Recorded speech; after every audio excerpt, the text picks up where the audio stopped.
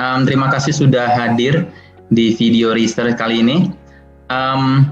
Kali ini kita akan membahas tentang Sustainable Geoscience. Nah, bersama kita sudah ada Bang Harya. Halo Bang. Halo Bang Haidar. Apa kabar Bang? Baik, alhamdulillah. Sehat bro? Alhamdulillah baik Bang. Nah, Bang, kita di kesempatan ini bakal ngobrolin tentang Sustainable Geoscience. Nah, kalau dari definisi gue nih Bang, kayak gue mikir Sustainable Geoscience itu kayak dua kata yang sebelumnya gue nggak pernah temukan gitu. Dua kata itu digabungkan. Gue mikirnya kayak sustainable itu berhubungan sama lingkungan gitu. Ya, bagaimana kita merawat lingkungan, menjaga lingkungan supaya bisa berkelanjutan lah istilahnya. Nah, tiba-tiba dibenturkan sama geoscience gitu, dan gue bingung nih malah. Ini gimana? Apa sih maksudnya Sustainable Geoscience, dan kok bisa kepikiran konsep ini gitu Bang? Jadi gini bro, science, apapun sainsnya ya, tapi dalam hal ini kita dalam konteks geoscience gitu ya. Riset geoscience itu seharusnya punya dampak kepada kehidupan manusia. Nggak cuman end up di jurnal repository, nunggu disitasi gitu ya. Nggak cuman selesai di library, tapi harus ada dampak. Nah, sampai saat ini masih banyak bro gap antara hasil penelitian geoscience misalnya dengan implementasi atau impact-nya ke masyarakat. Contohnya bencana yang kita hadapi nih 2018 lalu, longsornya Gunung Anak Krakatau tuh. Jadi lereng Gunung Anak Krakatau longsor, kemudian menimbulkan tsunami kan? Sampai di Anyer, di Tanjung Lesung, itu kan banyaklah peristiwa-peristiwa yang mengenaskan kan ya, memakan korban jiwa saudara-saudara kita. Ternyata bro, tahun 2012 itu udah ada Thomas Piacetti dan teman-temannya itu udah bikin pemodelan bagaimana kalau misalnya sekian volume, kalau aku nggak salah itu 0,2 sekian kilometer kubik. Kecil kan sebetulnya, volumenya segitu, longsor, dan jadi lereng Gunung Anak Krakatau itu longsor, itu menghasilkan tsunami seberapa tinggi sih, berapa meter sih amplitudenya, dan berapa menit dia akan sampai ke pesisir gitu ya, baik itu ke arah Lampung maupun ke arah Anyer. Itu udah ada modelnya. Tetapi tahun 2018 we have no idea what was going on saat itu. Keperkiraan awal BMKG saat itu karena gelombang pasang gitu kan. Padahal ternyata setelah itu baru diketahui lah, oh ternyata ada beberapa tahun itu longsor. Artinya kita punya 6 tahun bro gap antara riset itu udah publish, ini peer review riset ya, jadi udah di review gitu ya, sampai ke implementasi.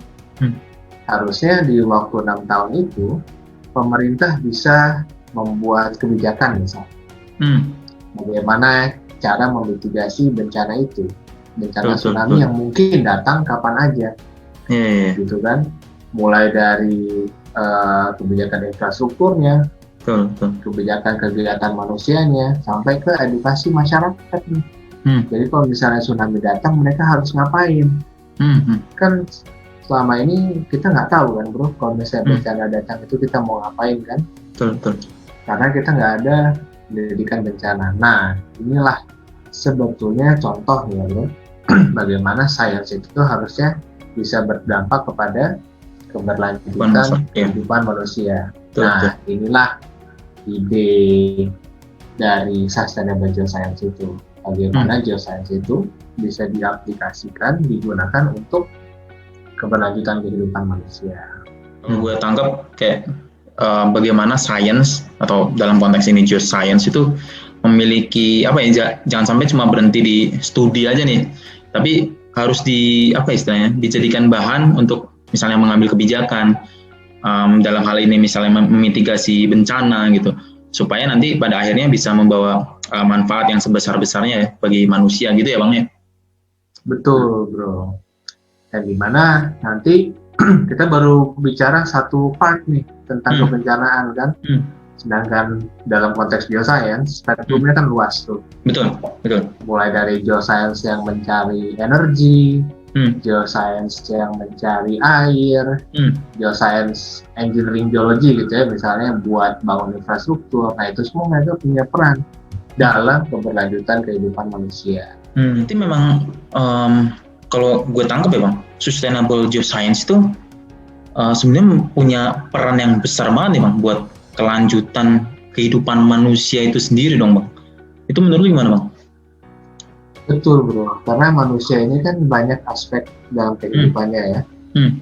Mulai dari kesehatan, kemudian kesehatan ini kan berhubungan dengan lingkungan kan, udara yang bersih, air yang bersih, makanan yang bersih, kemudian resources, kita butuh energi kan, kita buat beraktivitas nih, listrik nyala apa segala macam, butuh energi dari manapun source-nya kan, baik itu yang mau renewable maupun yang non renewable. Nah di kedua jenis energi itu pun geoscience punya peran. Kemudian bagaimana caranya kita membangun kota yang sustainable gitu ya, yang zero waste misalnya, yang zero runoff, yang bersih gitu kan. Itu geoscience juga punya peran di situ. Jadi manusia memang sentral di sini, tapi semua yang berhubungan dengan manusia itu jadi objek penting juga bro. Jadi tidak berarti memang ini manusia, tapi kan kita harus menjaga lingkungan, membersihkan lingkungan, kita harus mereduce CO2 misalnya, untuk mengurangi global warming dan lain sebagainya. Itu kan sebenarnya untuk kehidupan kita, tapi ternyata apa yang baik untuk kita itu bisa baik juga untuk bumi gitu kan. Menarik nih bang, gue pengen tahu nih bang, sebenarnya kan kesadaran akan sustainability dalam geoscience itu sendiri tuh saat ini tuh levelnya berada di mana sih bang? Kayak orang-orang tuh udah mulai sadar atau belum sih bang sebenarnya tentang peran penting dari geoscience bagi keberlangsungan hidupan manusia gitu sampai di masa depan itu? Kesadaran levelnya itu berbeda-beda secara geografis, jadi tergantung negaranya dan juga tergantung bidang geoscience-nya. Nah, misalnya sustainability di bidang energi ya, jadi di bidang energi nih, di luar negeri mereka udah punya plan mau jadi net zero gitu kan. Ingin emisi karbonnya itu nol secara balance ya, dan bahkan offset lah, jadi karbon yang mereka sequestrate itu lebih besar daripada yang mereka emis, yang mereka keluarkan. Nah di luar negeri perusahaan-perusahaan migas, perusahaan energi itu udah banyak pivot ke arah sana. Jadi misalnya BP, misalnya Repsol, mereka semua dan lain-lain, beberapa major oil yang lain itu udah punya plan ke arah sana. By 2030 atau 2050 gitu ya. Gue lupa, mereka ingin punya sampai ke net zero tadi. Nah, tapi bahkan di luar negeri pun, misalnya di UK gitu ya, udah banyak tuh program-program PhD Geoscience for net zero ya. Jadi bagaimana geoscience itu bisa berperan untuk achieve spesifik ke goal net zero tadi. Nah, levelnya udah sampai di situ. Jadi bukan embryonik kan, udah mulai jelas research path-nya kemana, industri juga butuh supportnya dari akademisi, jadi mereka udah banyak tuh integrasinya. Nah, beda dengan Indonesia yang kita masih punya cita-cita mencapai 1 juta barrel oil per day kan, dan 12. Nah, itu kan emisi karbon tuh. Nah, jadi di bidang energi Indonesia belum sampai ke sana loh. Udah mulai dibahas nih. Di DPR udah mulai dibahas, di beberapa kementerian udah mulai dibahas, tapi belum kelihatan tangible-nya seperti apa. Peraturan regulasinya seperti apa, roadmap-nya seperti apa, kayaknya belum ada, belum kelihatan. Sedangkan kalau di luar negeri udah ada. Gitu. Nah itu untuk di bidang energi. Di bidang lainnya pasti berbeda-beda lagi ya, Bro. Ya, tadi kalau misalnya contohnya di luar negeri kan, apa istilahnya, geoscience itu punya peran yang memang dirasakan langsung ya, memang dieksekusi langsung oleh pemerintah sana. Dan misalnya kayak tadi lo mention tentang carbon sequestration, di mana ilmu geoscience itu dimanfaatkan sampai pada praktik di mana kita bisa kayak mengurangi emisi karbon dan nanti pada akhirnya bisa menyelamatkan bumi ini dari krisis iklim misalnya. Nah sementara di Indonesia tadi memang masih jauh banget nih Bang pengetahuan geoscience untuk dimanfaatkan ke dalam ilmu yang memang nanti ujungnya ke arah sustainability gitu. Karena kita masih fokus di fossil fuel gitu. Nah menurut lu nih Bang, dengan gap yang saat ini kita hadapi ya di Indonesia ya konteksnya, ini harusnya kita ngapain sih Bang? Menurut gue kita harus balance bro.